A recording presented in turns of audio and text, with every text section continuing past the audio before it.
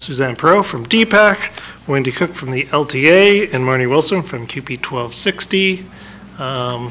Also like to thank for joining us, where are we? Shin Chan, our Assistant Secretary Treasurer, Barry Bunyan, our Director of Human Resources, Lori Basin, our Executive Assistant, and Ken Hoff, our Communications Manager, and just so they don't think I forgot them, Mal Gill, our Assistant Superintendent, and Woody Bradford, our Assistant Superintendent. And with that, could I get the report from in-camera? Trustee Dyckman. In camera, we discussed personnel and property. Thank you. And so then can I get a motion that the Board of Education adopts the consent agenda items as provided? Moved by Trustee Dyckman, seconded by Trustee Coburn. Any comments regarding that? Seeing none, all those in favor? Any opposed? So that brings us to any consideration of the agenda. Get a motion that the agenda be approved as presented. Trustee Todd, seconded by Trustee Dyckman. Any comments, amendments to that? Saying none, all those in favor of the agenda. And that brings us to presentations and the Foundation annual report. Mr. Stewart, are you going to introduce us? Sure. So if I could call on Susan Cairns at this point, our director for the Foundation. And Susan, this is something she does annually, brings a report here in terms of the great work the Foundation does for our kids. And we've had a number of things that have been ongoing for several years. And what she really wanted to make a point of tonight is to share those new things that have kind of come about in the last year or so. So on that note, I will turn it over to Susan. I don't think I need the microphone. Do I? Do I? All right. Is it on? I don't think Is it on? Yeah. Okay, so I'm just going to talk a little bit about the Foundation, some of the new things that we've developed and put on for the last year, and some of the things that we have planned for the upcoming year. As you know, the Foundation was established with a mission to make learning unforgettable for every Langley student. We have a mandate to provide and support programs and initiatives that are not funded or fully funded by the Ministry of Education. And our goal is to ensure that every Langley student receives the maximum benefit of the education to which they are entitled. The Foundation has about $3.7 million in investments and cash, which is up about $1 million from last year. We had a really good year last year. We raised more than $1.5 million and dispersed $900,000 to support students, schools, and programs. The Foundation is a federally registered charity, independent from the school district, with its own board of directors. Currently, there are 9 directors serving on the board, which is, according to our Constitution, there can be 11. So we're just going through the nomination processes now to elect another 2 directors.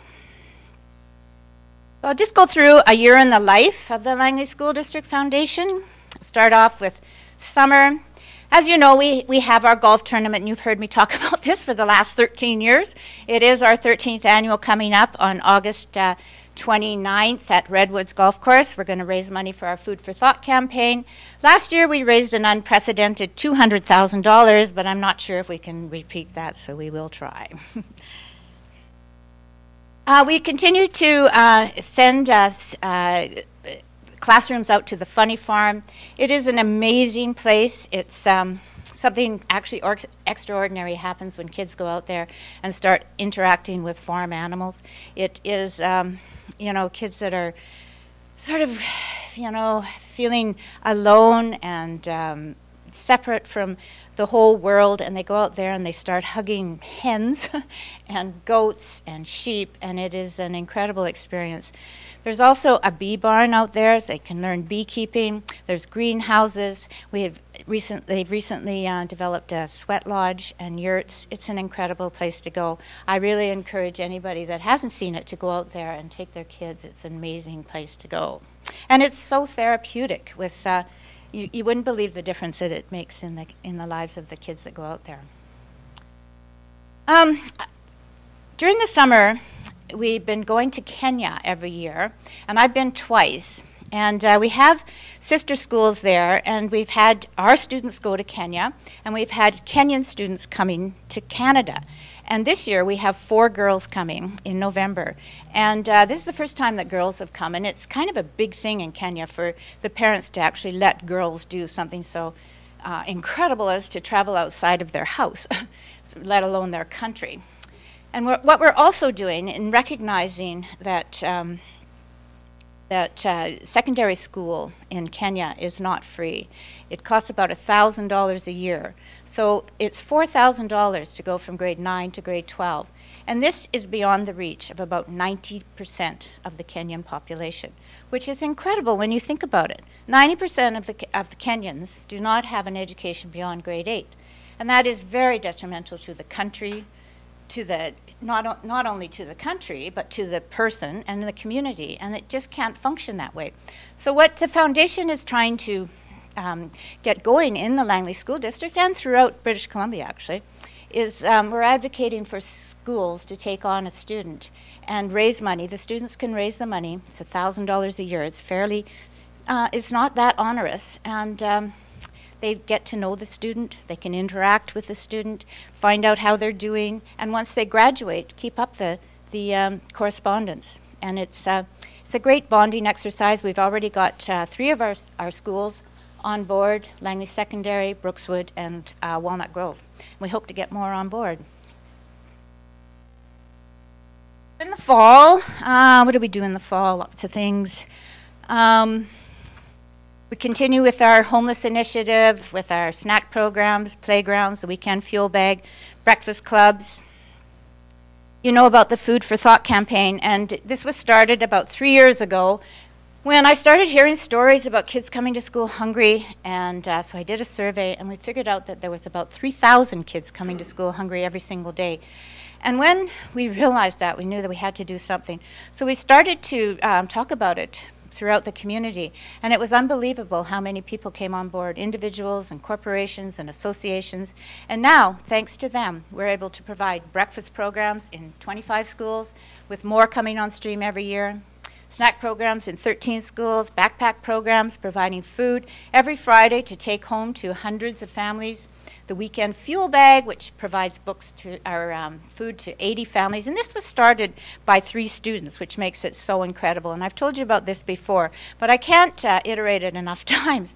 They started it, they got the funding, they got the volunteers, and now his 2 colleagues that were doing it with him have moved out of town, so he's on his own doing it, and he's still making a huge difference in the community.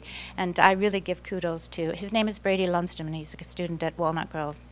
We also are getting lunch programs going at 4 of our schools, with more coming on stream. We're negotiating with a donor that wants to provide an endowment that will sustain the programs, and so we don't have to worry about fundraising every single year to keep them going.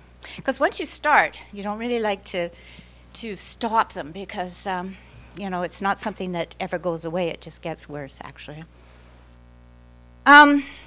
Physical literacy is another thing that the foundation has taken on. We wrote a grant and received $50,000, and it was to design and implement and sustain a culture of physical literacy in Langley schools. And this isn't just in the gym, it's throughout the curriculum and throughout the classrooms. So there's movement in every single classroom, and everybody, you know, there's lots of research that's going on that the more you can move, the more your brain works. And especially, you know, with younger kids. And it's hard to get them to sit down in a classroom and concentrate for 5 hours a day. The movement really enhances their educational experience, and that's what we're trying to create a culture around, and it is in the new curriculum, which is great. And we've got, the foundation was able with the grant to buy movement kits that are that teachers can use in their classrooms. And so it's really taking off, and we plan to keep it going. And it actually, we got another $50,000 grant, so it will keep going until next year and beyond. The winter. One of the main partnerships that we have is with Willowbrook Shopping Center, and they allow us to come into their mall and do gift wrapping and shopping, and that usually raises about $30,000 a year, and we have been doing that for about the last 13 years. So you probably have heard me talk about that endlessly, so I won't go into it, but we should know that it is $30,000 a year that comes into the school district thanks to that partnership. We also put on our LIF, and we did our third annual this year, and some of the new things that we are doing we're supporting lots of arts programs. There was a $20,000 donated to Blacklock Fine Arts and another $20,000 donated to Langley Fine Arts. We received a donation to support music programs and arts programs, and another $25,000 to build a library commons area in one of our schools. We've also been working with the Odd Fellows, and they are supporting lots of programs around the arts and speech contests to take students to Ottawa and meet Justin Trudeau and tour the Parliament buildings. So we're working on that, and that's going to happen in September, hopefully. Another new thing that we did this year is for the first time we partnered with West Fine Art Show to showcase 23 Western Canadian artists and their works. Now these artists were incredible. Their works ranged in price from about $200 to $5,000, and they are renowned throughout Western Canada. We had a reception on Friday and then the art show throughout the weekend, and it was the nicest weekend that ever happened in March, and especially this year, and it was the only weekend that it was sunny and bright. So even with that, people did come out to the Yorkson Creek in the gym and look at these incredible pieces of art. And the artists, how we raised money with this is that they were nice enough to donate 20% of all the sales to the foundation to support our homeless youth. The foundation sponsors the Sassy Awards. I was just at the, I was a judge for the Sassy Awards, and the Sassy stands for Service Above Self Student Youth. And these kids that were nominated, and then we had to judge to see who got the prizes or the awards. It was really hard. The category that I was judging was Leadership Beyond Adversity, and the things that these kids have accomplished in spite of everything that they've been through is just mind-boggling. So I was so proud to be part of that, and the foundation supports that and has for about the last 3 years. The Sassy Awards event is on May 7th at Chief CPAS Theatre, so I would encourage you to go to that too. It's pretty amazing to see what these guys have done. We also sponsor the TEDx, which is another amazing example of youth doing talking and doing amazing things. We partnership with the Odd Fellows again to host the district-wide United Nations speech contest. Our student won for the district and then went on to win for all of BC, and in so doing he won a 10-day all-expense-paid trip to New York to visit the UN. It was pretty amazing because they told me that Kenneth was far and above the best candidate for all of BC, our Langley student. In the spring, you know that we have the Grand Prix Gala. This year it's our 13th annual. It's at Thunderbird Show Park, International Horse Jumping Competition. It's on Sunday, May 27th. It is a great way to spend your Sunday afternoon watching these incredible riders and horses and sipping on wine and gourmet hors d'oeuvres, silent auction, and on a bright sunny patio. It has been bright and sunny every year. One thing that I'm really passionate about are these vertical gardens. These are definitely the wave of the future. They require no land, no soil, very little water, no weeding, no insecticides, no contamination, and they produce 600 bushels every 6 weeks. They can grow in droughts or in freezing cold or boiling hot all year round. It doesn't matter. And if you don't want them to grow and you don't want to have to deal with them, you just unplug them. And then when you do, you plug them in again and they start producing. So these would be an amazing enhancement to our meal programs. They, to have them in every school, and I don't know, maybe that's a little ambitious, but at least have them in a few schools that have our breakfast programs. that's what the goal is for the foundation to be able to support in the upcoming years. And I'm really excited about it. And they're not, and it's also an educational tool, because the kids can learn about growing things. A lot of kids think that lettuce just comes in a bag, which isn't exactly true. It does, but that isn't how it started. And yeah, and there's no listeria or salmonella, none of that stuff. I mean, wow, I just think they're amazing. Oh, so books and literacy, the foundation has always been a big supporter of literacy in the school district. And every year we write a grant to First Book Canada, and then they tell us that we have been approved, and suddenly about 5 containers filled with brand new books arrive at our maintenance department, and they let me know and say, what do you want to do with these books? And I say, oh, I don't know, I'll be down in a little while. Anyway, so they're like $60,000 worth of books that we distribute to the schools. And Sunrise Rotary has also got on the bandwagon to commit $9,000 over 3 years to support the Foundation's literacy programs. And what we've started doing is sending books home with students over the summer. So it makes a huge difference, especially in homes where there are no books and there isn't sort of a culture of reading to your children. And so there's this summer slide over the summer, and the kids lose their literacy skills when they come back to school. They just have to start right from the beginning again. So when they can take home these books and read with their parents and read over the summer, it makes a huge difference. And you should see them when they get them. It's amazing to see. They look at the books, they compare them with their friends, and they open them up, like they crack them open. They're brand new. It's just fabulous to see. I love that part of my job. Another thing that the foundation was really honored to be part of this year, and this is a brand new initiative. It's the Idea Summit, which is the sort of the launching point for the whole introducing entrepreneurship into the new curriculum. So the Idea Summit is on May 8th at the Langley Event Center. It has a market showcase with students showing their products, a socialpreneurship showcase where students talk about their ideas that will change the world, design challenges. There's a pitch challenge with where 20 of the top booths pitch their product or ideas to a panel of judges from the community. And then there's a grand finale where they choose 5 of the best presentations, and each one, or 3 of the older students receive a $2,000 scholarship, and the younger ones receive $750 each. So there's 5 scholarships altogether, and they give back 25% to a charity of their choice. So this is all part. It was Gord Stewart's idea, and Don Tomlinson has been doing it all. And so the foundation was just proud to be part of it. Scholarships. The foundation administers all the scholarships for the Langley School District. We have about $1.6 million in an endowment invested with Vancouver Foundation, where we receive $40,000 per year.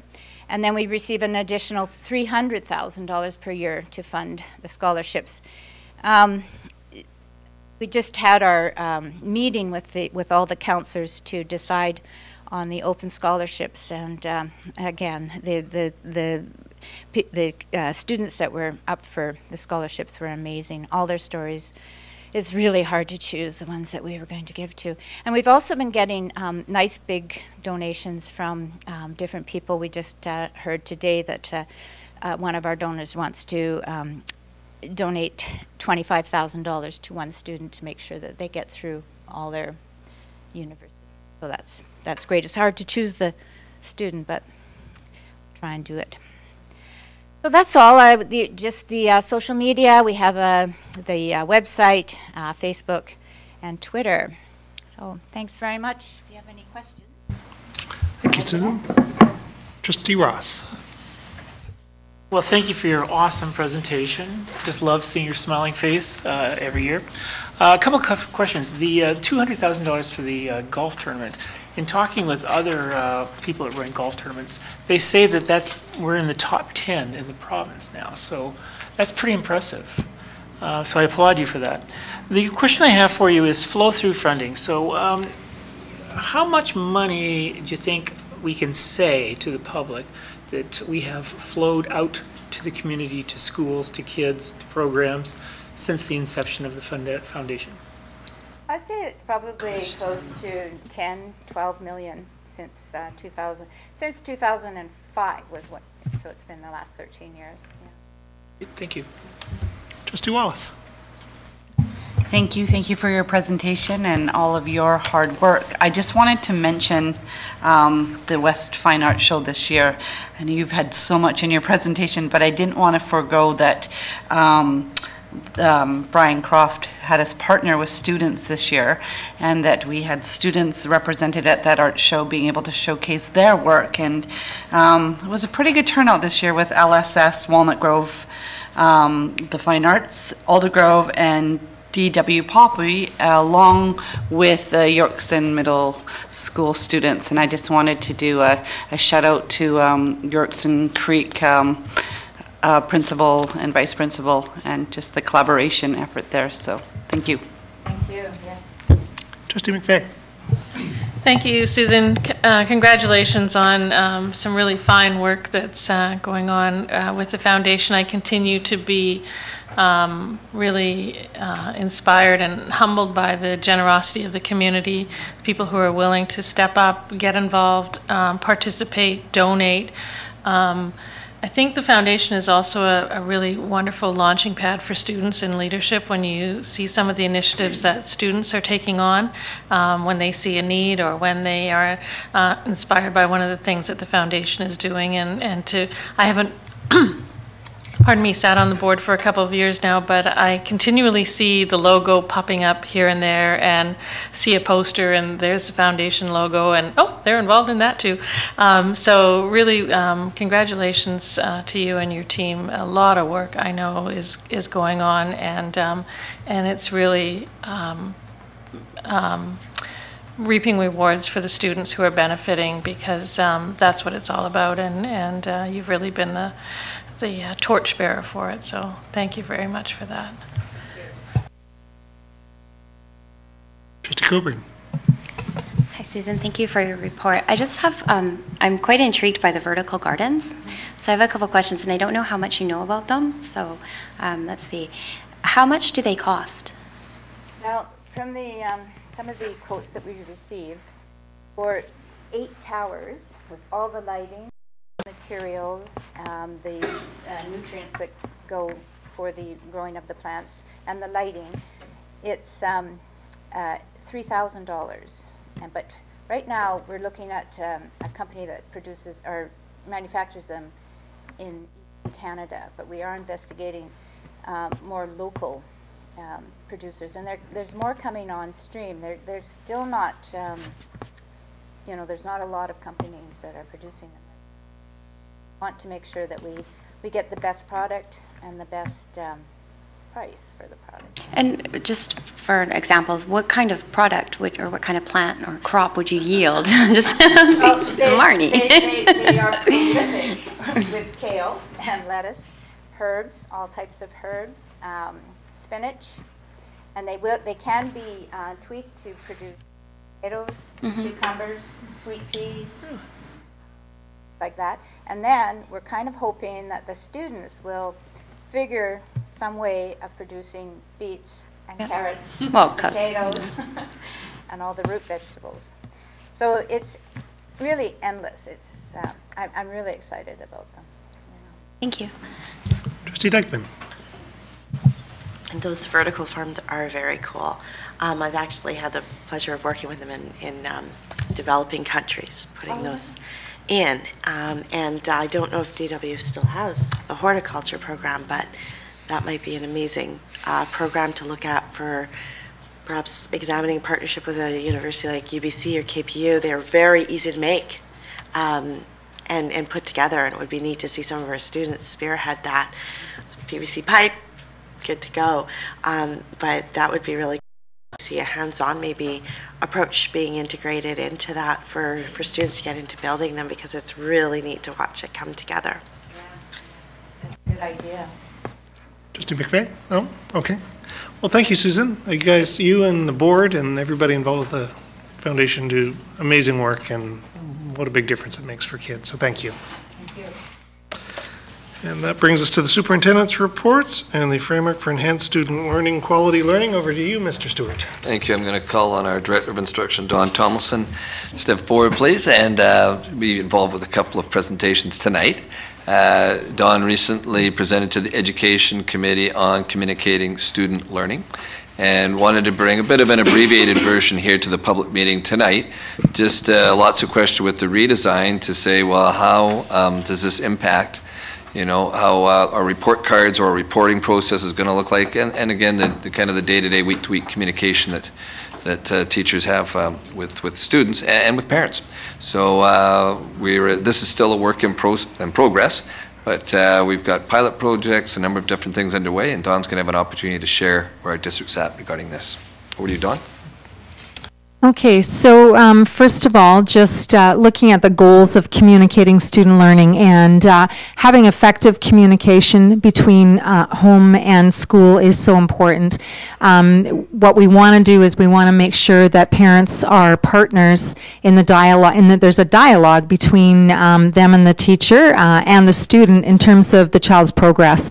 So really important that they feel like they're partners in learning about the progress of their child, and learning in which ways that they can support their child in terms of their learning.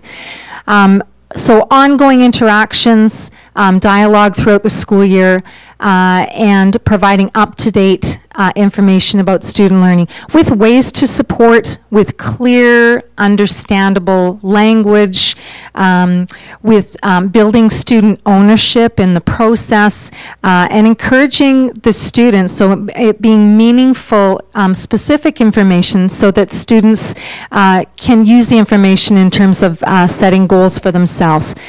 The most important thing in terms of communicating student learning is that it's meaningful. That it's meaningful for parents and it's meaningful for students. And this is a difficult piece to get to, and we've been on a bit of a journey in our province. So in July 1st, 2014, a reporting policy came out, and the idea was it gave districts and schools options to try some things.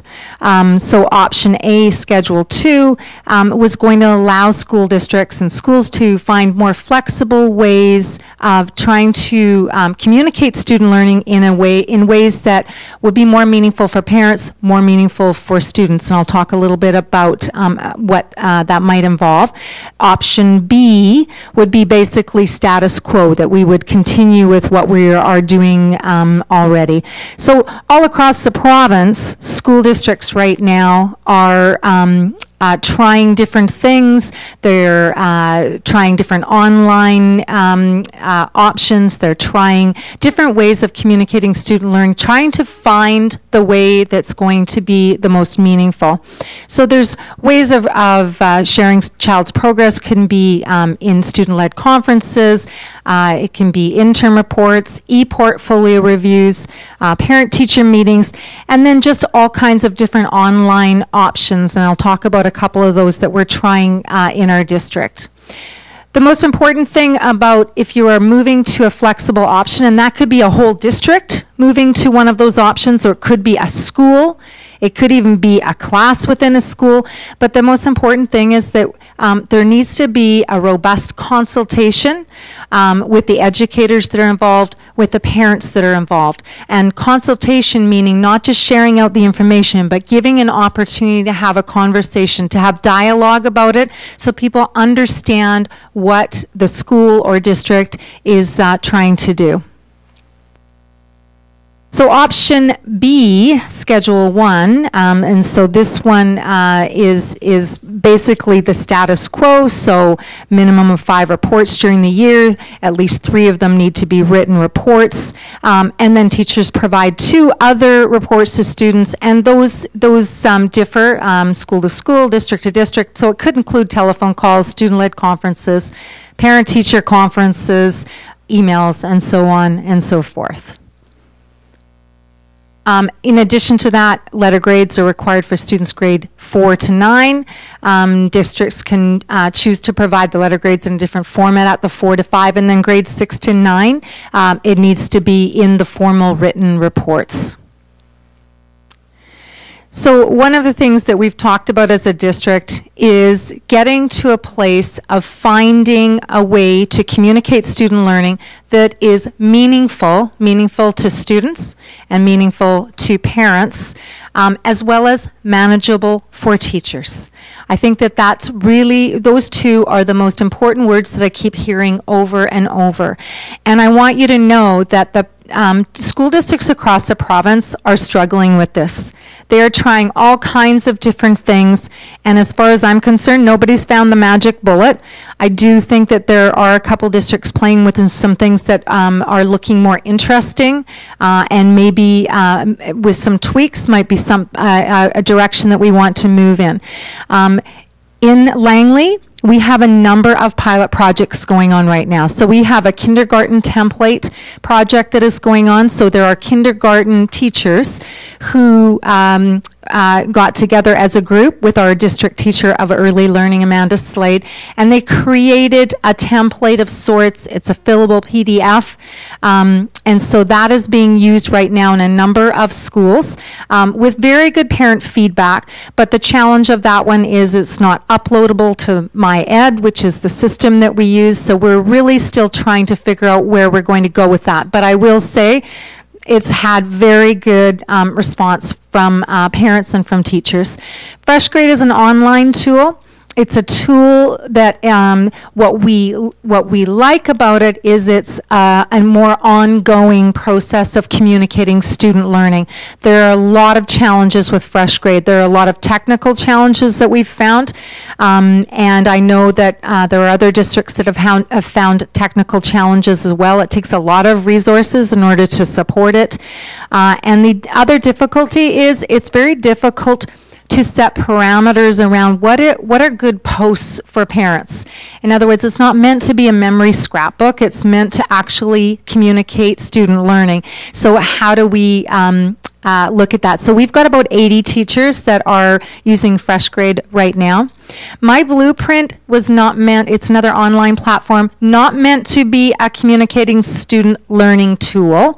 However, we've been using it, piloting in the district, K to 12. It's being used in all secondary schools, and the piece about My Blueprint that we really like is it has a very robust electronic portfolio. And when we look at things like the careers piece is all built into My Blueprint. That's what it was actually meant to be. Careers being a curriculum now, K to 12. Core competencies is also built into it. That's K to 12. And then as we move into implementing the careers curriculum at the 10 to 12, leading to the capstone, the idea that we would like to see is having a student having a portfolio right from K to 12, one portfolio that leads to this capstone at the end of grade 12. So there are some pieces to My Blueprint that are coming out that look a lot more like Fresh Grade, so could maybe be an adjunct to another way of communicating student learning. So it could be something that we piece together with something else. MyEd BC now has a new vehicle within it. It's a standards-based gradebook. That is being piloted at DW Poppy. They had a number of teachers that really wanted to move forward with this whole notion of standards-based grading. And so they had already moved forward with it. We found out that this gradebook within MyEd was released, and so they're now working with it and working very closely with MyEd in order to navigate some of the challenges within MyEd and to inform them about where we can go to make it better and make it more user-friendly. So we're learning from Poppy right now about how this works and how we might place ourselves in the future to be in a good place to use it at the secondary level. HG Stafford did a pilot where they were not providing grades to grade 5 and 6 students with the idea behind it. The research says very clearly that as soon as you put a grade on something that the learning stops.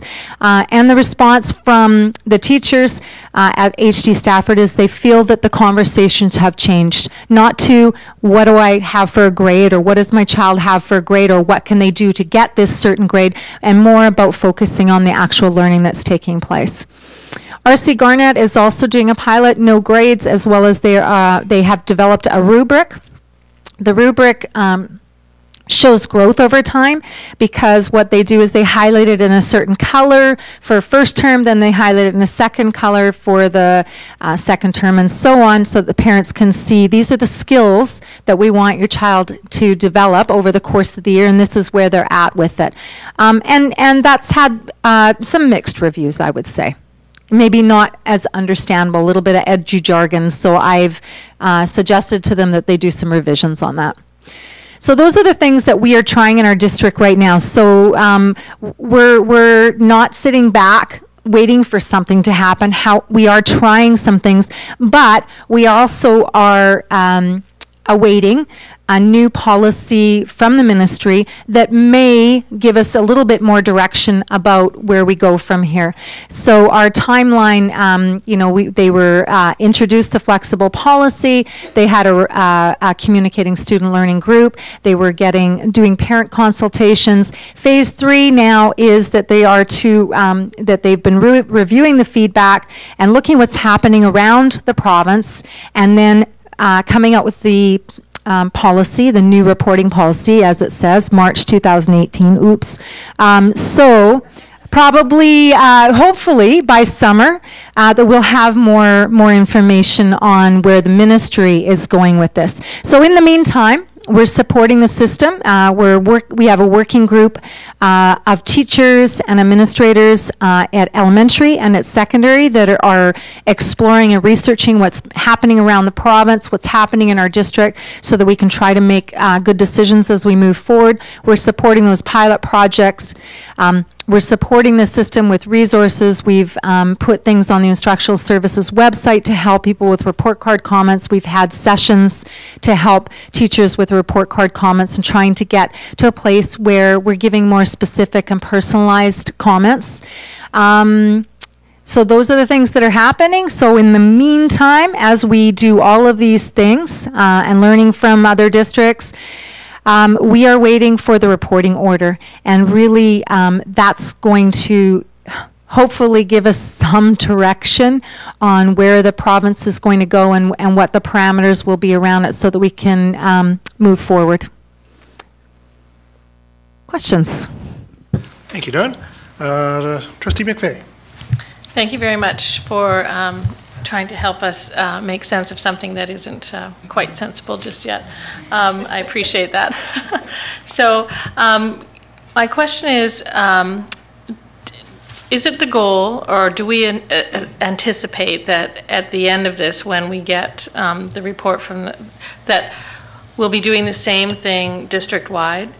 So we've got different schools trying different things. We've got different teachers using different online programs and whatnot, but is it the goal of our district to make sure that every teacher is reporting out in the same way for the same grade, so that if, a parent has a child in this school and in this school, they'll be able to see a similar report card, and if a teacher moves from one school to another school, they'll be able to do their work seamlessly, regardless of which school? Is that our final outcome goal? That is the goal, and what I will do is I'll just clarify that it won't necessarily look the same K to 12, but it will look the same if for a grade 3 classroom at a certain school and a grade 3 classroom for another school. That is our goal. Okay. Trustee Todd. Thank you. I think this is a tremendously brave thing to do. I might add that you're talking about manageable and meaningful. I would say this year maybe it's also a little bit messy. And I think if you're looking at probably trying to find that sweet spot where it's manageable to staff, and also trying to embed that it's meaningful to parents, are we doing something that kind of measures the parents' reaction now? Because you hear what parents' reaction is or parents, how they react in many situations. Are we doing a survey monkey or something along those lines that embeds like the feedback loop and then kind of informs that how, okay, educators, how can we address an issue here? Because in many cases, parents would kind of hold on to the lifesaver of letter grades in order to make sure that no harm is done to their child. Yes, so in each of the pilot projects, part of the consultation process is that they need to monitor as they go along and provide opportunities for feedback. So some of them have had actual forums, some of them have done online surveys. For instance, R.C. Garnett just did an online survey not that long ago, so I had the opportunity to look at all of the feedback, and it was very informative. Absolutely. One of the things that came out of that, it was not clear to parents. There was just too much educational jargon in there, and we know that that's a killer. We don't need to go there. Yeah. Trustee Coburn. Hi, Dawn. Thanks. Hi.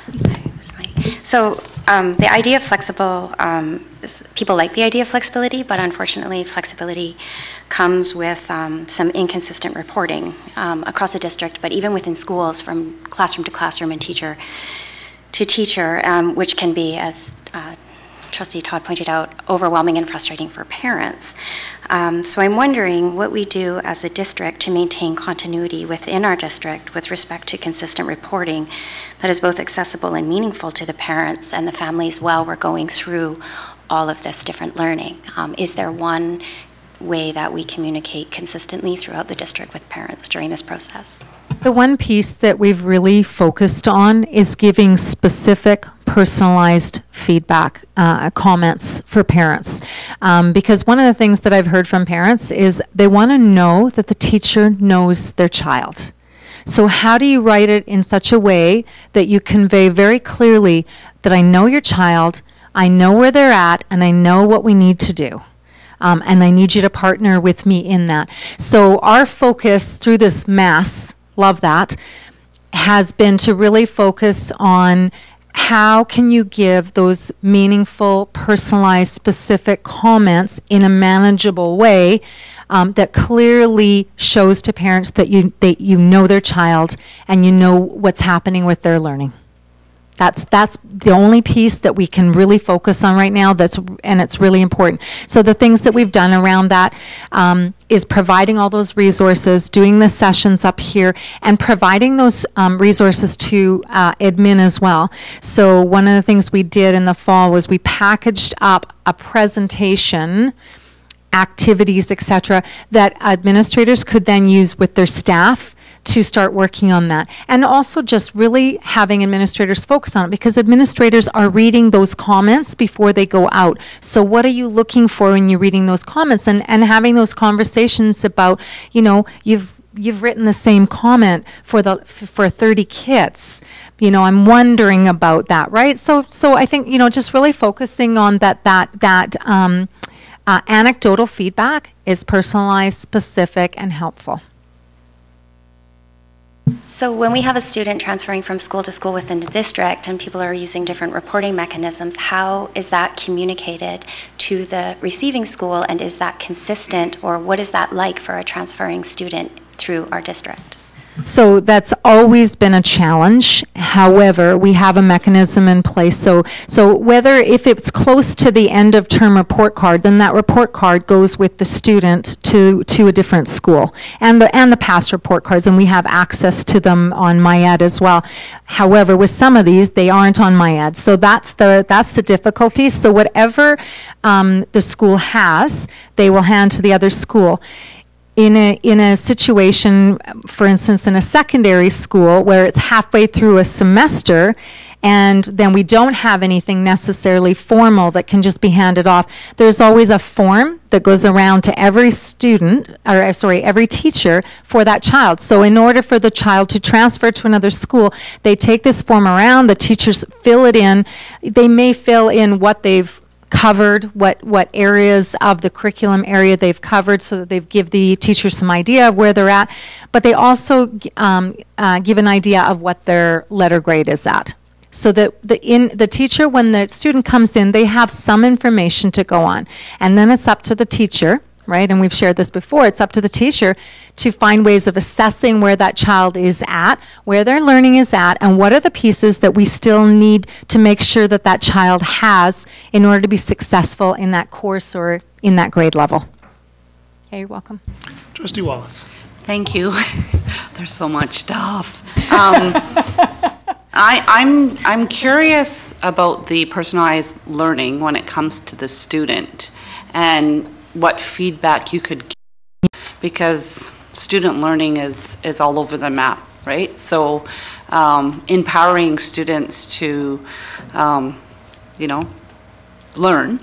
I just like looking at the HD Stafford no grades 5 and 6. What's the feedback from students? What does the culture look like with the students? That's a great question, Rosemary, and I'm hearing it through the teachers. What I'd love to do is go and have a conversation with the students and find out, what that is for them. What does that feel like for them and what has it done, especially near the end of the year. Mm-hmm. Because no grades is difficult for students. For some students, it's very difficult, especially near the beginning, because they have been so accustomed to focusing on the grade and what they want to hit and whatever it takes to get there, as opposed to focusing on, but what am I learning in the process and where's my growth and setting goals and all of those kind of things. I will tell you, and I've experienced it, I've seen it happen, when an English teacher marks a piece of work, and they spend 10 minutes writing anecdotal comments down there for the student to move their learning forward, but they put the B at the top. What do you think the student looks at? They don't look at the comments. They don't look at what do I need to do to improve myself and to grow. What they look at is the B, how do I get an A, but they're not really focusing on what the feedback is. So we really need to change mindset away from the grade, because all we are right now is we're just a sorting and ranking mechanism for post-secondaries. We don't have post-secondaries in the right place yet. We recognize that, so I don't see grades going away for grade 10 to 12. But I'm wondering, K to 9, post-secondaries are not looking at those grades unless they're the U.S. At any point, we can actually put a grade to it. Mm-hmm. So I guess my follow-up is, like, if you're not getting a grade, sometimes you'll continue your learning without having to have a grade, because oftentimes all of a sudden you'll see that you get a C minus and so-and-so's gotten an A, and all of a sudden you're like, oh my gosh, I'm never going to amount to anything. And you turn off. And you turn off, whereas if you're just getting feedback, you're growing, right? It's just part of the growth. And that's the personalized piece, because what we know is kids progress at their own rates. Mm-hmm. The model that we have doesn't support that unless we can personalize within that grade level. We can personalize within that classroom and focus only on where do I need to help this student get to next. Well, igniting learning and getting excited about learning is what I think parents want for their children. And changing the parents' mindset is like, that's the important thing. You want to build lifelong learners? I feel like that's the way to do it. So absolutely, and it's more difficult for parents to understand than it is for students, and I've seen that happen. And students can quickly adapt to that and start to change their mindset. Trustee Coburn? One more question, and this is just based on your experience as an educator, so I'm just wondering your opinion. Rates of anxiety up in our youth. huge for lots of reasons. Do you think that by eliminating grades, that's one way that we can see a reduction of anxiety in a lot of our students to kind of offset the growing anxiety that they're experiencing? Absolutely. What it won't do is students that are at the higher end or typically achieving very high grades, they find it more difficult to start with. So there's a period of time where they need time to process that and to adjust, because they have found a way of doing school well, and it's always worked for them, and then all of a sudden we're saying, no, we're not going to give you a percentage or a grade, we're going to give you feedback in order for you to grow. Okay. Thank you, Dawn. That was a great report and a very interesting conversation. More mess to come.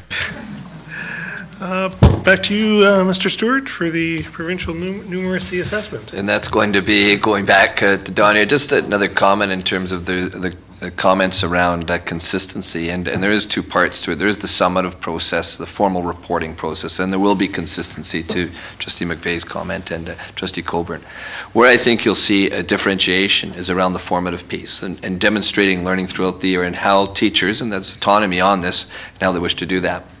It might be through my blueprint, it might be through Fresh Grade. I was a parent that happened to, a teacher sent me an email every couple of weeks, and here's how you, but that's where you're going to see differentiation. And that's exciting, because I think you learn plenty through it. Parents tend to love it. You have to also make it manageable, and I think that's where you're going to see a lot of kind of the innovative piece kick in, while we still wrestle with that summative piece. Just as a side note there, but I greatly appreciate the work Dawn has done around this, and with instructional services and through teachers, because this is something we really wrestle with, and I think it's the toughest thing we do. I've said 29 years in, and I'm still learning around the assessment piece, and always will. And I think it's exciting, challenging, and at the same time you got to make parents and kids allies in this. So thank you, Dawn, for that. And on another kind of measurement note, we have the recent numeracy assessment. And I've had the great pleasure of working with Teresa Walker before also. And this has gone provincially. And so it's a chance to kind of share, as we've heard about in the community, what is this thing? What is this instrument? What does it look like? Ultimately, how do have our kids done? And even though it says numeracy, it's not just about the math department. So a good chance to turn that over to Dawn and Teresa. And I just wanted to add in with regards to Teresa's position, because I know that she hasn't presented here before, but as we move into next year where we're implementing the grade 10 curriculum and the following year the grade 11 and 12, I am so excited to have someone like Teresa on board. We have Teresa for math. We share her with with Mountain, and we have Greg Jennings for science, and we share him with Brookswood, and we've just hired a new person, Devin Stokes-Bannett, to guide the implementation of the socials and the English new curriculum as well. So we've got these three secondary folks that I'm very excited to work with, and so this is your introduction to Teresa, who's going to give us all the nuts and bolts about the new provincial numeracy assessment. Hi. All right. The provincial numeracy assessment, I'm just going to go through the purpose. Why do we have it? What has changed from what is old to what is new? How the assessment format is run. What does the test look like? Implementation, and then evaluation.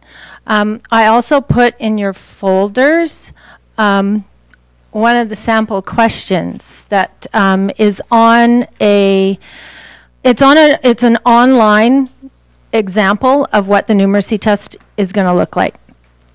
So the purpose. Before I start with the purpose, I just want you to see the definition of what the province has said numeracy is. And it's defined as the ability, willingness, and perseverance, big word, perseverance, to interpret and apply mathematical understanding to problems in contextual situations, and to analyze and communicate these solutions in ways relevant to the given context. It's not Math 10, it's not Math 9, it's not Math 11. It's everyday problems that all of you guys are going to see. So our kids are going to see these problems, they're going to see data, they're going to have to analyze that data. The purpose. The numeracy assessment is going to be on it is a graduation requirement for our grade 11s. Our grade 12s do not have to write it this year. It's going to provide students with a numeracy proficiency. It's going to provide our system, teachers, districts, the province with information on numeracy. Why is there a new numeracy assessment? Our curriculum is changing. With grade 10 coming in next year and grade 11 and 12, the change in the courses, the change in our core curriculum, our change in our content curriculum, the assessment needs to be changed. Changing in assessment of our students. The exam has to change, or assessment has to change.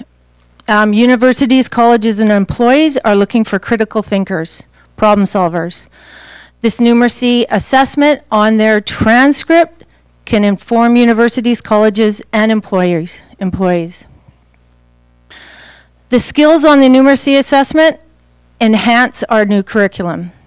Our core and our content curriculum is embedded not just in math, science, English, socials, across the board. The past exam was the Math 10 numeracy, so kids in grade 10 wrote this exam. It was based on the Math 10 content, or workplace math content. This one is not based on any specific grade. So what is the same? With the numeracy assessment, it is written by BC teachers. It is required for graduation. You have to have written it to graduate with your Dogwood. It's written in 2 hours, very similar to past math exams, plus an extra hour if you need it. It's centrally marked. Part of it is marked on computer, part of it is going to be marked by teachers, and it's got high standards and rigor. What's new, it's not tied to a course, it's cross-curricular. It includes student choice, meaning students are going to be given 2 problems, one you see in your booklet, and they can choose between the 2 to write a longer solution. It is online. There is no paper copies except for the written piece. Then that gets scanned and sent to a central location in the province. It uses a variety of questions, so there's some multiple choice, there are some short answers, then there is a longer question, a written question. And at the very end of the exam, the students are asked to self-reflect. So there's going to be an area which is not marked, but will give districts, teachers, and the province some information about how they felt about what they wrote about. The students get the opportunity to write in grade 10, grade 11, or grade 12. This year's grade 12, just remember that this year's grade 12 are exempt from it, so they will not have a math assessment at all on their transcript. It will start with our grade 11s and our grade 10s this year, and then next year, grade 10s, etc. It's administered over a set period of time.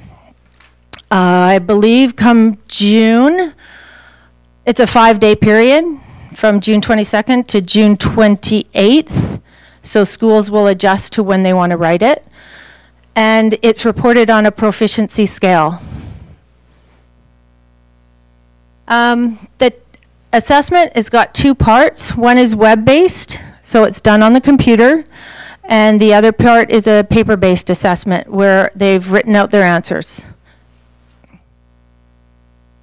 The assessment piece, if you can see the one that was given to you in your folder is a fair share question, and they're going to be given some multiple choice questions on that. Then they're given a model question where it's usually data, and they have to answer some multiple choice matching questions for that. Then they are given a choice. Are they going to look at the fair share model, fair share, or the model? And they're given a longer question, a written out question for that. Then they're given another type of question, which is a reasoning and an estimation question, and a plan and design question. And again, they're multiple choice, matching questions, and then they get a choice, which question they like better, to answer a longer question. The questions that are asked are on Webb's depth of knowledge. So there's level 1, 2, 3, but Webb's also has a level 4, which is an extending your understanding. This numeracy test doesn't go to that level because that takes too long. That would be where students are doing a project for a teacher where they can extend their understanding. There's 8 questions for level 1, and level 1 is recall, procedural types of questions. Level 2 is a little more strategic, and level 3 is analyzing. The numeracy assessment takes place 3 times in the year. The first one, we did the province, I keep saying we, but it's really the province that is running this. The province had some pilot schools tested out. We had some schools in Langley tested out, and the first real writing of the test is in January.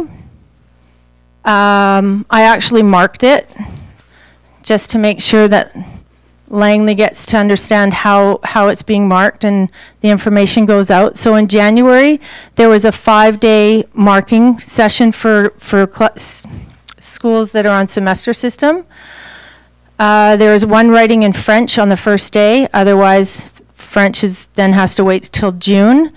So the majority of our schools are going to be writing in June for 5 days, and then for summer school kids, there's another writing in August. The evaluation, score out of 4.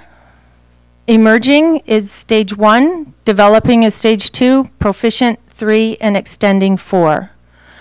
Students will get that mark, a 1, 2, 3, or 4 on their transcript. And I believe there is a mock-up of a transcript that students receive in their grade 12 year, and at the very bottom, I know it's hard to see, I apologize for that, it will just say the numeracy assessment, and it will have a number 1, 2, 3, and 4. On the next page, they will have a description of what those proficiencies are. If I'm going too fast, I'll go back. The numeracy, students can try and test drive the numeracy assessment, and I will inform, or I have informed all math department heads at every secondary school to make sure their students have access to this and are informed about this and can see this before they have to write it in June. So if go on the provincial numeracy assessment website and they can upload it. Any one of you can try it. You don't have to have a PIN number. It would be nice if you have kids in your school, in the school system, to actually maybe try it with them. Would be a nice idea. And that's it. Any questions? Thank you. Trustee McVeigh. Oh, no. Or sorry, Dyckman. Thank you. I was wondering, you mentioned at one point that part of the testing would take place online and the other half would take place on paper. Mm-hmm. For those that need to, I'm assuming there would be accommodation for those that really are only able to, say, do output by on pen and paper, or vice versa. They don't have the ability, for whatever reason, written output-wise, they need to do the whole thing on a computer. Is that flexibility built in there? Because it would seem like it would create a real issue for what you're actually trying to measure. There is no option. Even with an IEP, a child that's So identified? If a student has an IEP, that IEP does get built in, so if they need a person sitting with them, they're allowed to have a person sitting with them. And they'll But input it. yes, there is no option to have it printed out.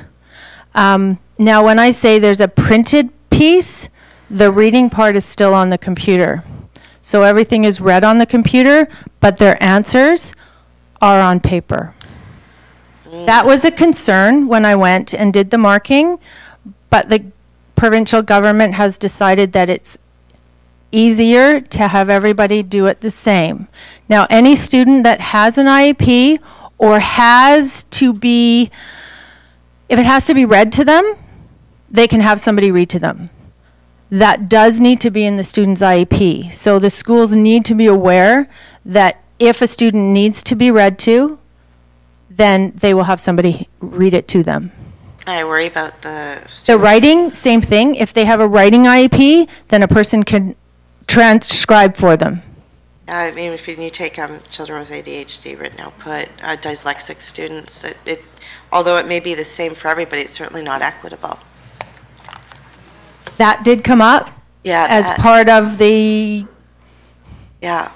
Okay. feedback. I have two very brief questions of follow-up.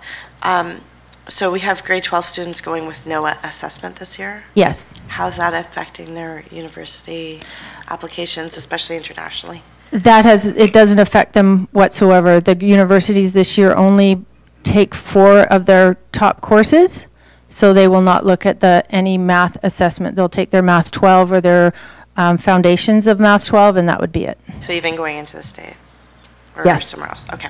All right, good. With the states, they'd have to do the SATs. And this test developed by the provincial government, was there better communication with the post-secondary schools in this than some of the other areas? So how do the post-secondary schools feel about our assessments or this assessment? Was there collaboration, communication even? From what I was told, they share an office. So the provincial numeracy are here and the post-secondary are here, and they are talking. That's good. And from what I know, they don't know what they're going to do with it. They may look at it, or they might not. They might just take their grade 12 courses and grade 11 courses, because I believe that's changing that is absolutely too. frightening. Yes. Yeah. The latest that we heard just from the ministry last week is that the post-secondaries are saying that they will not use the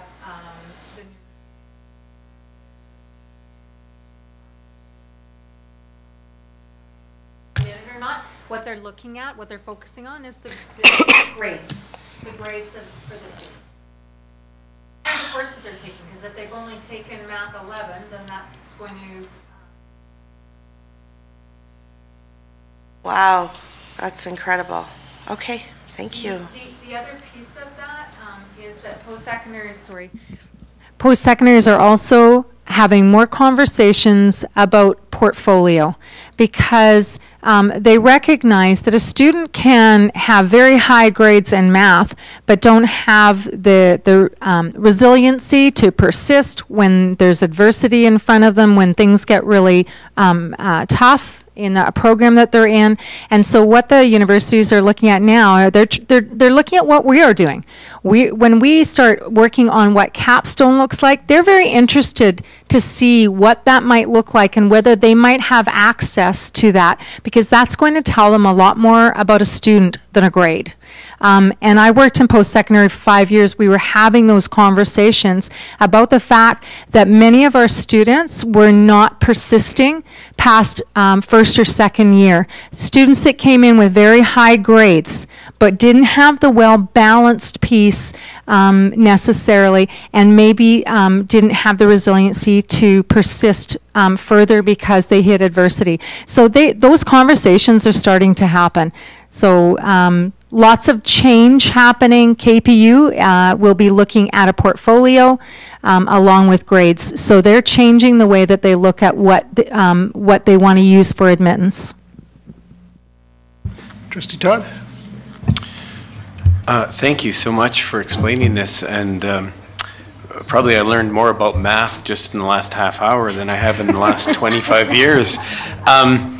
Certainly, I agree, it's exciting times, and I actually, looking at this, I do feel like it's a more genuine assessment of many of our students, and I think most students would feel like the common knock on it is math doesn't fit in my everyday life, or where's the meaningfulness? And I think it looks like there's a potential to make it that way.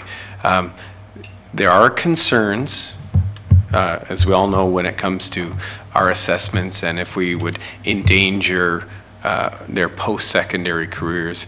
And I know that the conversations are ongoing. Are we pushing post-secondary institutions with this? Are we, I know the conversations are happening, but are we pushing them to go to probably better assessment of the student? Yes, we are. There are lots of conversations. Jan Unwin, who is seconded by the ministry, works very closely with post-secondaries, and it's been a continuing conversation for the last few years about how we can't continue to be this ranking and sorting mechanism for them, that they have to find ways, and the ways that they're using right now to determine whether a student is going to be successful in university have not worked well. So those conversations are absolutely ongoing, and every time I talk to someone that's in those conversations from post-secondary, they talk about the portfolios, they talk about we're watching to see how this goes. So there's a little bit of both sides kind of watching and navigating this piece. They know, they recognize that they haven't done the best job of assessing whether a student's going to be successful at university. And then the other piece is, my wonder is, if they don't change, and our curriculum changes, and our students change as a result, they're going to be dealing with a whole lot of different, they're going to be dealing with a very different dynamic, and they're going to need to shift to accommodate that, and to change assessment practices, to change what they're doing in classes, and how they're continuing to cultivate our students to be able to prepare for a world that is changing every day. So they recognize that. It's a big animal to move.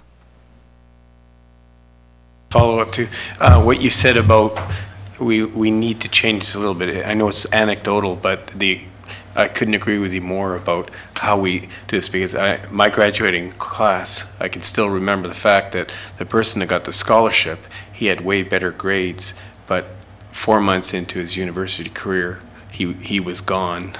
And I'm there wishing, boy, I wish I had that $1,000. You know, so there's got to be a better way of sorting. Trustee Ross.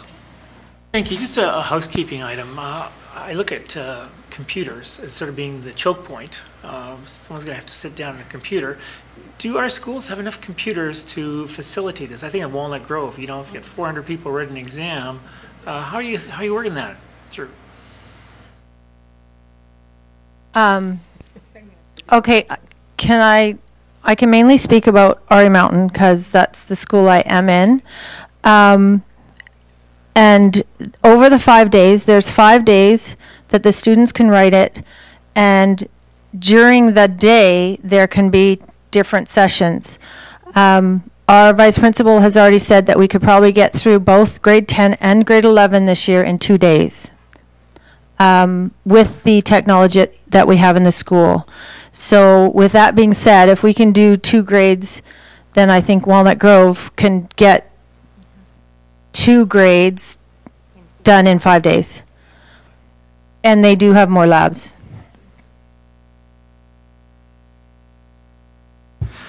It is encouraging to hear, well, what's going on, and the president of UBC spoke to the trustees last week and talked about the changes that are coming, and it does seem that they're definitely not ready, but they know change is coming, whether they're going to be ready or not, and the students will have there'll be different students that learn in different ways and used to different practices, and ready or not, they're coming to post-secondary, and it seems post-secondary realize they better hurry up and adapt. So I've found that encouraging, although I'd preferred to have heard they already had their plan together.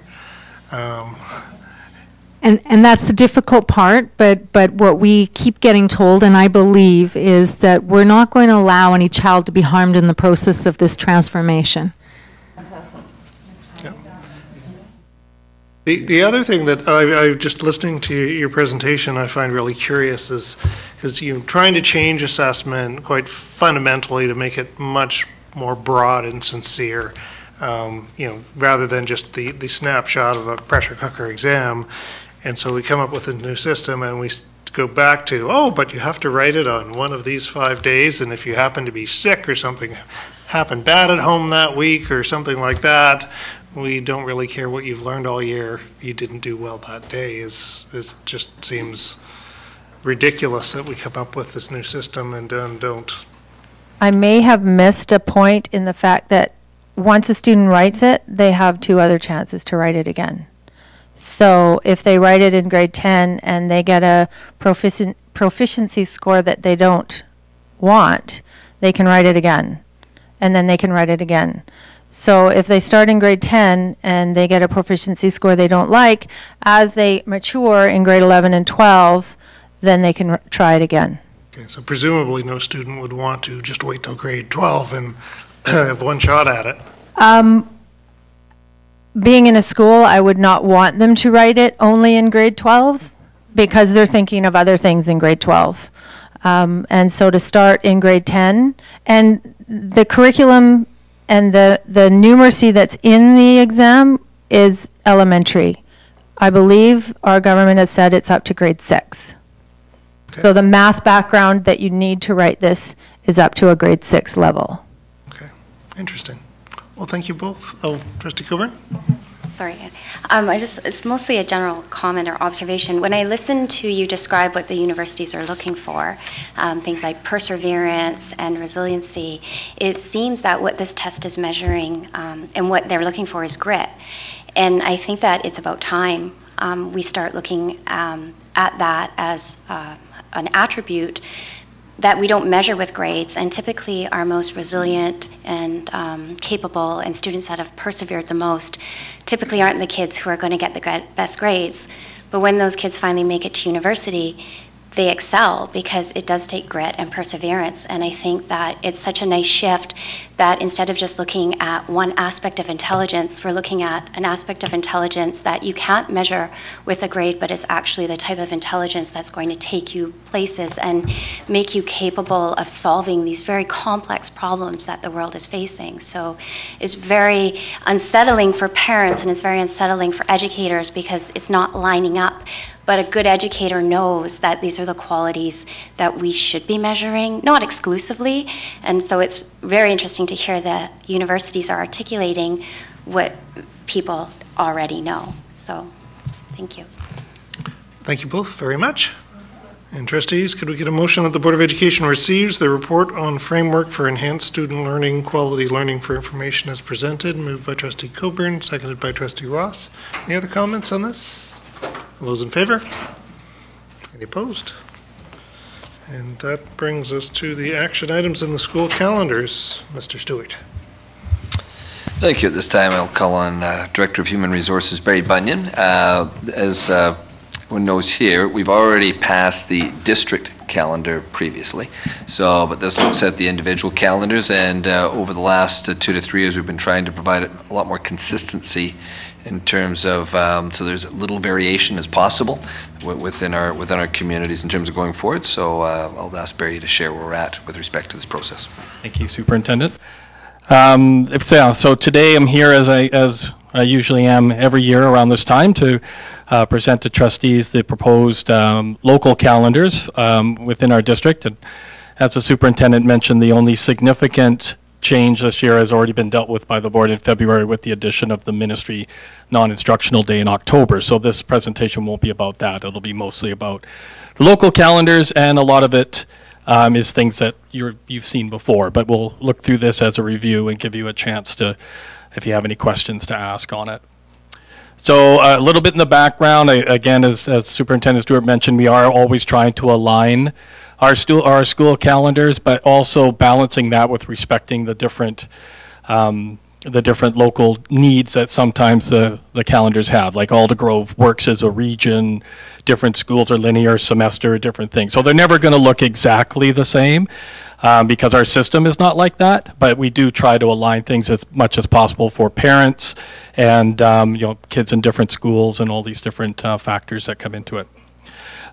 We will continue to embed collaboration time. I don't need to explain that in great detail. You're very well aware of what we've done it for a number of years, and that will continue to be part of the calendars moving forward. And we do have a joint HR LTA calendar committee that meets yearly. We did meet in April, and so the calendars were shared with the LTA calendar committee, and we had a discussion and about what we were proposing for next year. Okay, so just quickly with the collaboration time, just a reminder, where does this time come from? Lots of districts are starting to use collaboration time. I think Langley was a pioneer in this area, but the time just can't be created out of thin air. It has to come from somewhere.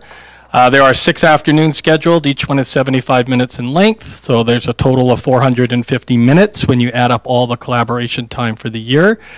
And it comes from non-instructional time that is specified in the calendar regulations. It comes from a design and assessment day, which is a total of 300 minutes, and half of a school improvement day, which is 150 minutes. And total, that's where the 450 comes from, which we divide into 6 pieces and put into the calendar.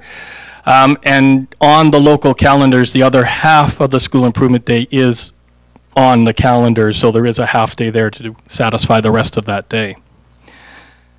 Just a reminder that the school calendar regulation specifies yearly hours of instruction for students from kindergarten right to grade 12. There's 187 days over the school year. Of those 187 days, 179 are instructional, where students are in schools learning. 8 are non-instructional, so students aren't there, but staff are. 3 are professional days. That's the days that are in October, February, and May. 1 is the ministry non-instructional day, which is the day that the board approved in February, which is October 5th for next year. The administration day, which is typically the last Friday in June.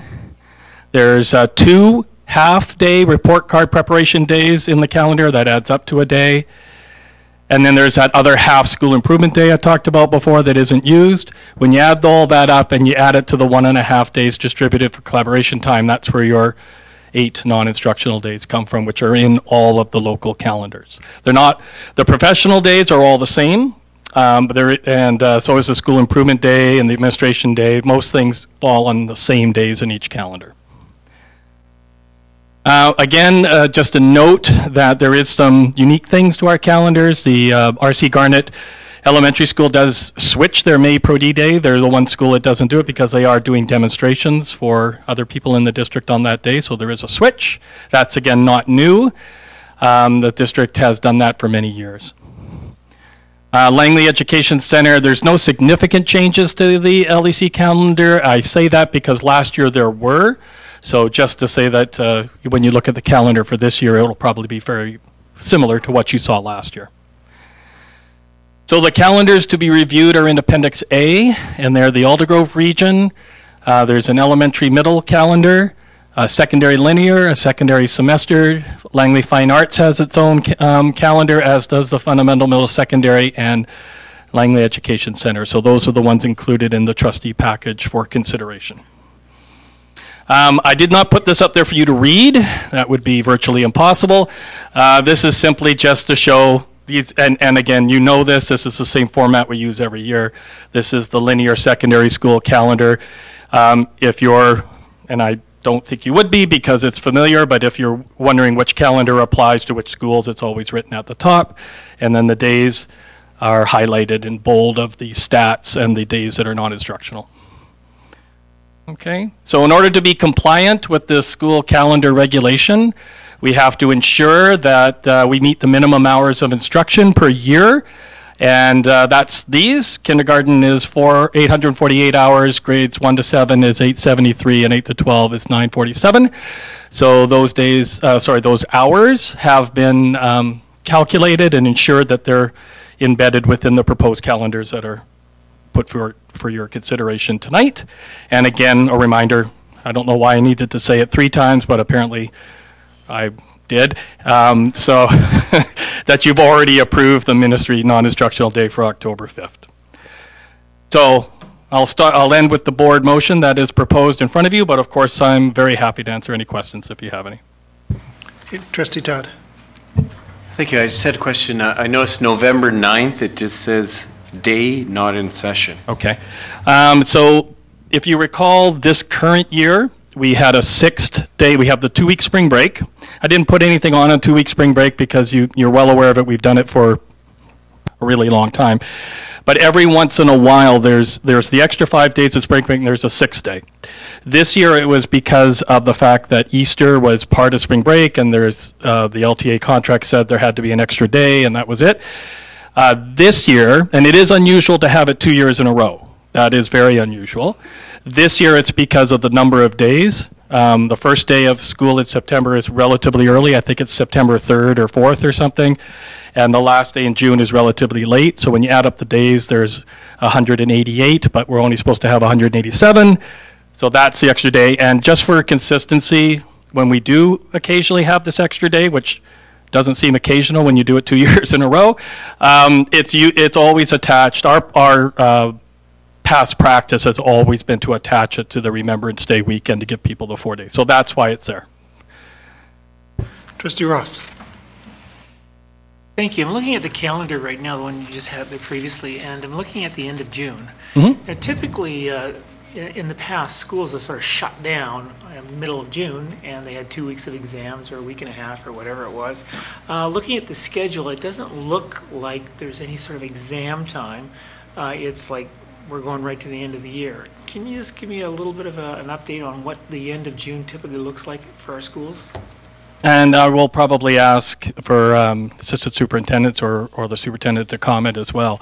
Yes, without, the provincial exams that we've been used to for years, we don't have to set a whole exam week aside. So that does change the, the length of time kids can be in classes.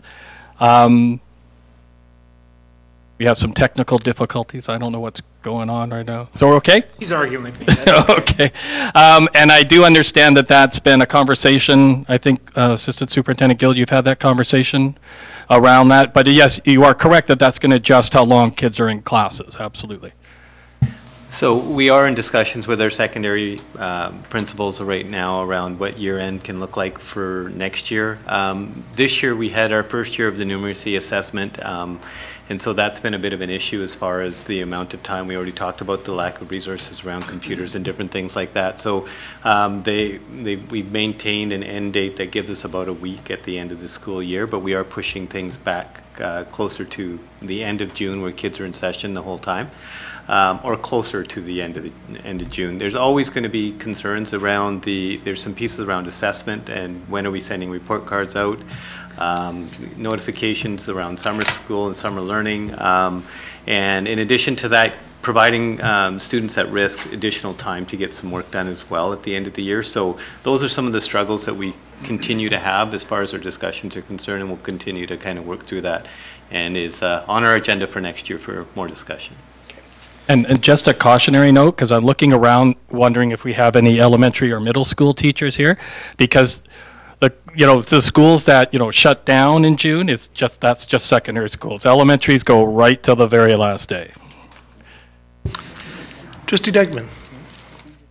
Just a quick comment. I just want to say that I am so grateful, and I'm sure after speaking to so many parents over this spring break, that Easter is nowhere near spring break. Going through places towards the end of spring break, you could sort of look across the room and you knew that look from that other parent. We were just like, that was a little bit too young or too long. So if we end up with Easter being close to spring break again in the future, future boards, keep that in mind. That extra 4 days is just, wow. I know. So yeah. I'm glad that this calendar has it nowhere near it. Trustee Todd. So one other thing I'm curious about, because we have middle schools, and when you talk about the minimum hours, we have K to 7 and then 8 to 12. How do you round that square where the middle schools were actually, they probably have a consistent calendar, yet are they working on elementary minimum hours or are they working on a secondary minimum hours? Well, the hours are minimum, right? So we will run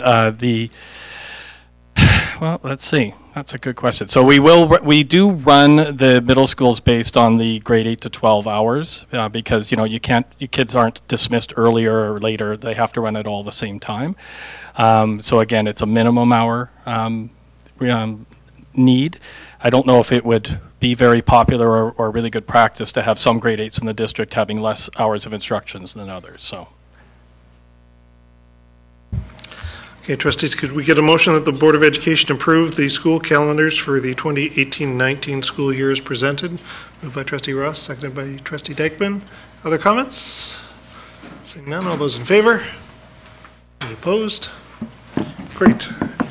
And that brings us to the National Day of Mourning item. Mr. Stewart, are you handling this? Yes.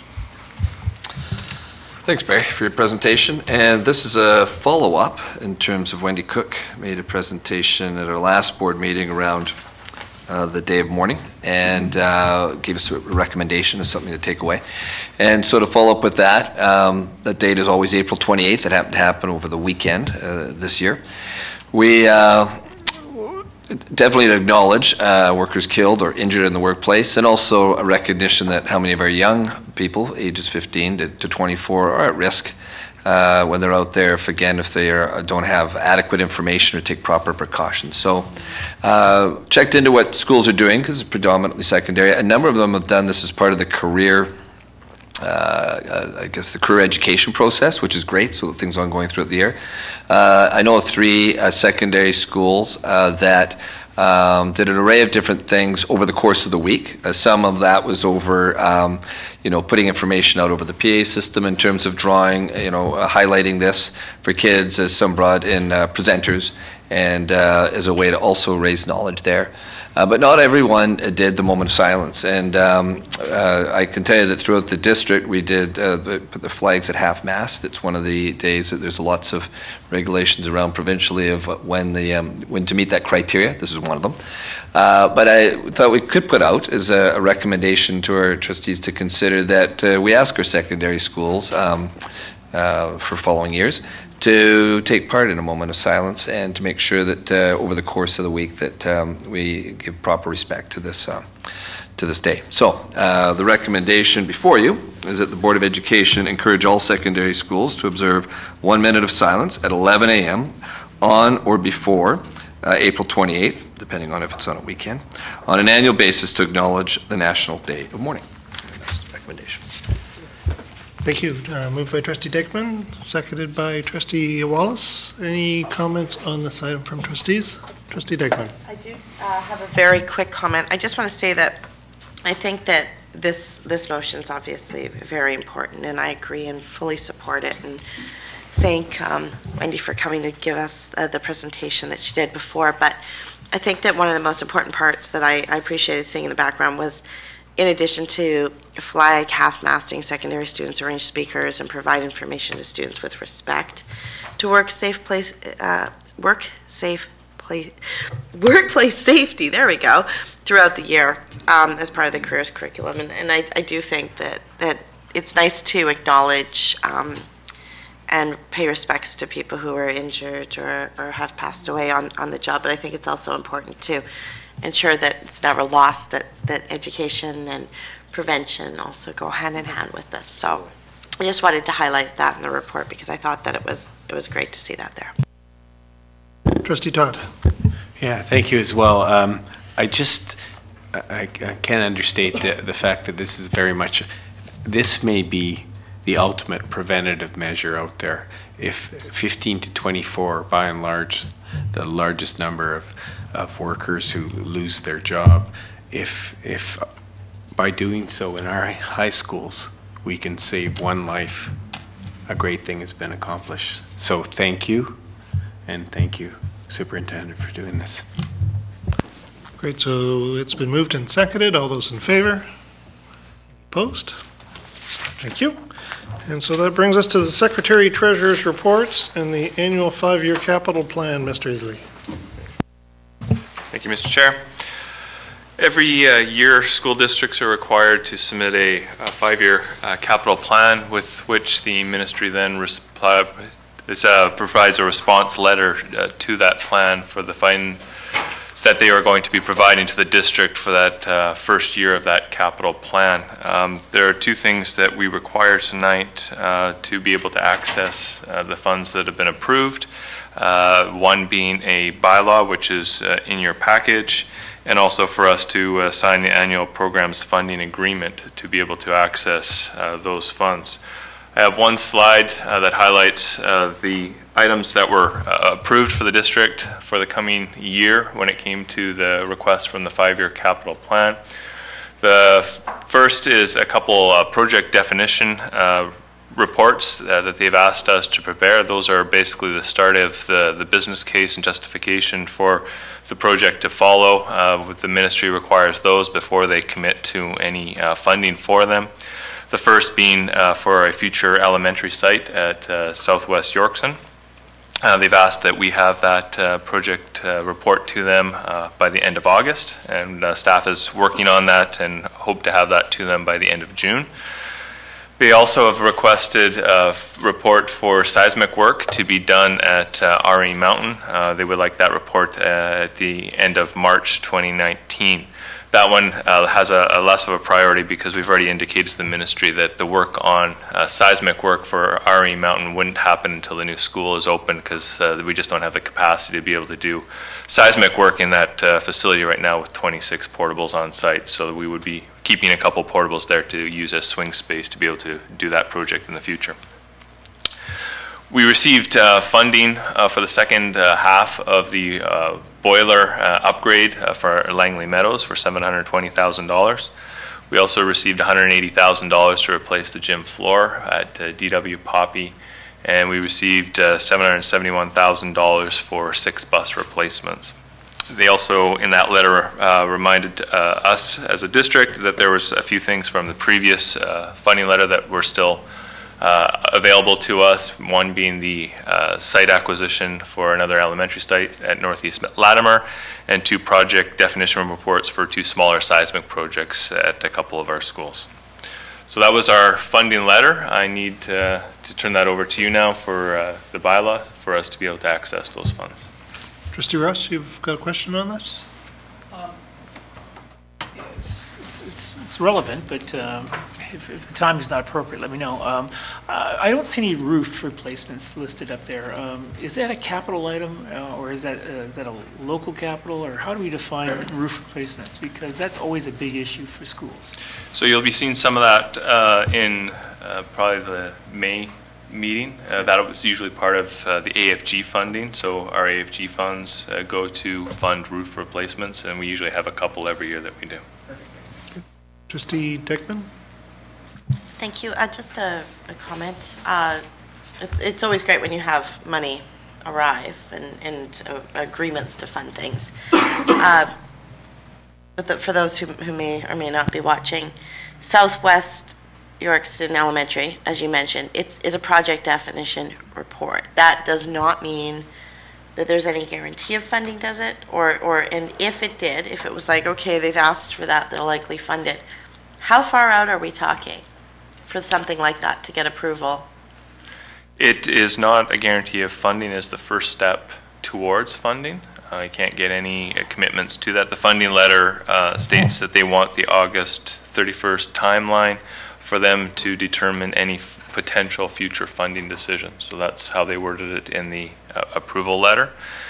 It varies on every project. Some of them go fairly quickly, and some, like our high school, took years. So it depends on what is happening in the ministry and Treasury Board. That is concerning. We're growing. Okay, trustees, could we get a motion that the School District 35 Langley Capital Plan 2018-19 Capital Bylaw number 18/19 CP SD 3501 in the amount of $1,671,100 be given first reading? Moved by Trustee Todd, seconded by Trustee Ross. Any comments on that? All those in favor? Any opposed? And now can we get a motion that School District Number 35 Langley Capital Plan 2018-19, Capital Bylaw Number 1819, CPSD 3501, in the amount of $1,671,100 be given second reading? Moved by Trustee Ross, seconded Trustee Dykeman. Any comments on that? All those in favor? Any opposed? And now we need a motion that the Board of Education School District 35 Langley approve having all three readings of the Capital Plan 2018-19 Capital Bylaw Number 18/19 CPSD 3501 in the amount of $1,671,100 at tonight's meeting. Moved by Trustee Dykeman, Trustee McVeigh, seconded by Trustee Todd. Comments, questions on that? All those in favor? Opposed? And finally, a motion that the School District 35 Langley Capital Plan 2018-19 Capital Bylaw Number 18/19 CPSD 3501 in the amount of $1,671,100 be given third reading, passed and adopted this first day of May 2018. Moved by Trustee Ross, seconded by Trustee McVeigh.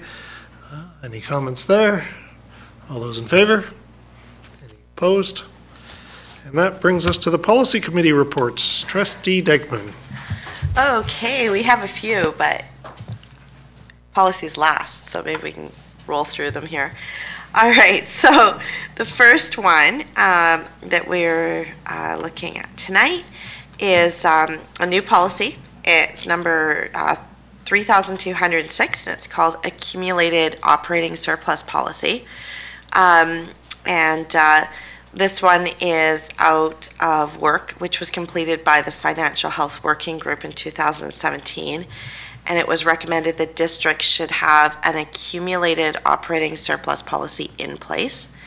The attached policy, which has a recommended motion that the Policy Committee recommends that the Board of Education serves a notice of motion to the district's education community and its education partners that it intends to adopt the new policy 3206, accumulated operating surplus, at the June 29th regular board meeting. Is a notice of motion that's recommended to be served, which I'll move. And then perhaps Rob, being on the audit committee, or Brian might want to speak to it. Okay, we have a seconder for that. Trustee Ross? Mr. Isley, you want to comment? Just one point, there was a typo in there. The meeting is the June 19th meeting, not the 29th. Okay. Is there any? So from my perspective, this policy really simply reflects what we've actually been doing, what the practice has been for several years now. And so it's, according to the recommendations, it was thought to be a good idea to put it down in policy so it's clear to anybody who's interested. Okay. So moved and seconded the notice of motion. So all those in favor? Any opposed? Continue on. Trustee Dykeman. All right. So the next one is policy 7002, which is called admission of international students. And once again, the Policy Committee is recommending that the Board of Education serves a notice of motion to the district's education community and its education partner groups that intends to adopt the revisions to Policy 7002 at the June 19th regular board meeting. The policy, as attached, was brought forward to our April meeting as changes were needed to align with the School Act. So all of the changes that you see within that policy align with what's required in the School Act. These changes will also be impacting Policy 7009, entry into an educational program. They're centered around requirements that must be met for a student to qualify for ministry funding. So we've had to align to meet those requirements. So the Policy Committee have brought forward the recommended motion I read off, and I'm moving that. Thank you, Trustee Dykeman. Could we have a seconder? Trustee Coburn? Any comments or questions on that notice of motion? All those in favor? Any opposed? And now on to It's got two more. one more. Yeah, two more. I moved 7,002, but I have to move 7,009 also because it was also affected. So the second one is similar to the first one I just spoke about. It was affected, entry into an educational program was affected by the changes. So I'm moving that the policy committee recommends that the Board of Education serves notice of motion to the district's education community and its education partner groups that it intends to adopt the revisions to policy number 7009, entry to an educational program at the June 19th, 2018 regular board meeting. Could we have a seconder for that? Trustee McVeigh, any comments on that? All those in favor of the notice of motion? Any opposed? And the last one, okay. So this policy, which I'll read off the motion in a minute, is called Policy 5004, Vaccination Records. This policy was amended it was actually approved at the March the 7th, 2007 regular board meeting, but there was a request to develop regulations with the policy. At the October 10th, 2017 policy committee meeting, revisions were made to the policy that were presented for the committee's review. Further revisions to the policy statement were requested, and these revisions were presented at the January 23rd policy meeting. Further revisions were once again requested that also. So the attached revisions to policy 5004, along with new regulations, were presented at the policy committee on April 24th. There were some minor wording changes, and the committee has decided to bring it back to the board with a request that the notice of motion be served. So I'm moving that the policy committee recommends that the Board of Education serves notice of motion to the district's education community and its education partners that intends to adopt the revised policy number 5004, vaccination records, at the June 19th, 2018 regular board meeting. We have a seconder for that. Trustee Ross, any comments on that? Trustee McVeigh? Just a comment basically on all of them. If the community has feedback that they're wanting to provide on any one of these policies, notice of motions that we are putting out there tonight, is it through the Secretary Treasurer's office still? Correct. It's through the Secretary Treasurer's office and will be brought to the board at the 19th meeting. Thank you. Any other? Trustee Ross? I think a lot of people get excited when they hear about vaccinations in schools and what have you. So I think that the regulations are very soft, and it just says requests parents to provide. It doesn't say you must or anything like that. It's not very prescriptive in that way. So I think it's pretty soft that way. So I just wanted to, I don't want to get people excited or anxious about it. Not that I want to get excited about our board meetings, but I think it's a balanced approach. Thank you. Thank you. So, further comments, Trustee Dyckman? Yes, just very quickly. So the policy, and Trustee Ross is correct. So one of the conversations that took place out of policy was how to balance the ability for our district to respond in the event that perhaps there was a crisis or an emergency. So one of the challenges our district would have previously is you wouldn't be able to identify how much of a risk was out there and who really needed to be contacted in the event of some sort of outbreak. And so this is more of a response and mobilization policy, and a policy that speaks to the commitment our district has to work with families to ensure that their children and community health partners are able to support children and families in the event of some sort of outbreak. The regulations speak to confidentiality and the commitment the district has to ensure that confidentiality, and also talks a little bit about the process that would take place if there was an outbreak of something like measles, mumps, rubella, that kind of thing. Thank you, Trustee Todd. Yeah, just maybe a further example of this. The district is seeking some clarification. There are occasions where students can have a compromised immune system, and when it comes up to something like class composition, they may or may not be placed in a class where it's very important that everybody in that class has vaccinations. Otherwise, for them, it can be a huge concern. So there are students like that in our district that basically they need to be in a class that's fully vaccinated. Okay, thank you, Trustee Todd. So the notice of motion has been moved and seconded. All those in favor? Any opposed?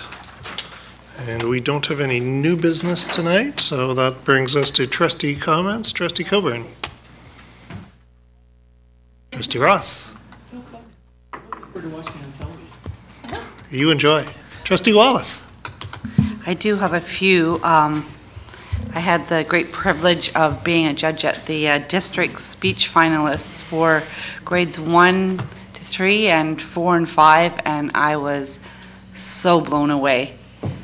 It was probably one of the hardest things I've ever had to judge because those kids were so awesome and the topics they chose were so above what you would think that age group would choose. So yeah, I just wanted to mention that. And also just to congratulate all of the high schools this year on their amazing musicals. There's a lot that goes into doing a musical and a lot of contributions, and it's not just the kids that are on the stage, it's the crew behind, it's the orchestra, it's the community collaboration. So I just want to congratulate all of those high schools and to just let you know that there's 2 more still to take place. Beauty and the Beast is happening this week at Langley Fundamental High School, Middle School, and Fiddler on the Roof is happening at Yorkson Creek, May 8th, 9th, 10th, and 11th. So you have 2 more chances to see musicals. So thank you. Thank you, Trustee Wallace. Trustee Todd. Thank you. I just wanted to say I'm taking my family. A little shout out to Beauty and the Beast. So thank you. Friday night. Trustee McRae.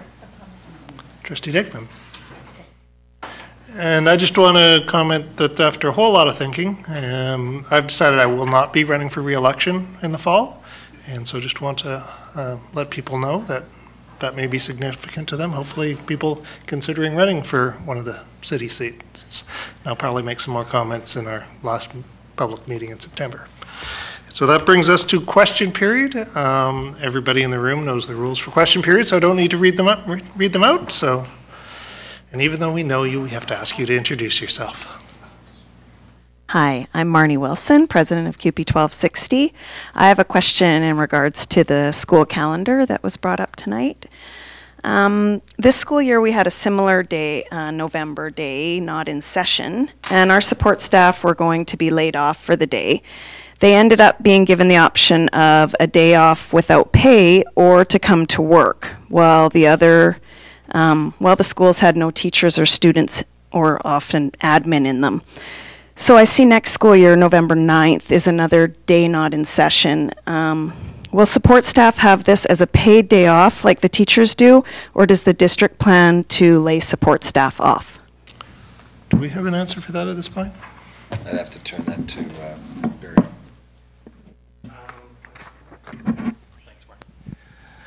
So every year we have LOUs signed with the CUPE 1260 union that deals with different ways of having support staff either make up time to be paid for that for the 2-week spring break, or to in this case, and I believe it's the case that the president's referring to have a layoff day switched.